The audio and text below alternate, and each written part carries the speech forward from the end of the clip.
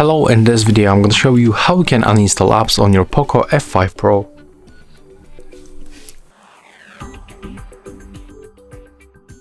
To do this, you have to open the settings at the first.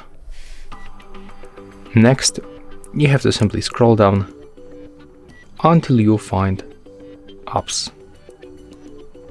So open it and then go to manage applications. Right now we can find all apps that you have on your phone, and for example I'm gonna remove the booking.com. So click on the application once and then click on the uninstall button and then confirm. As you can see, we successfully uninstalled that application. There's also some apps that you cannot remove, and that's of course system apps.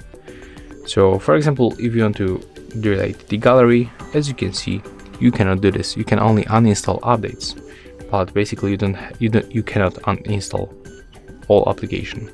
The same for Gmail. So that's all for this video. Hope you like it.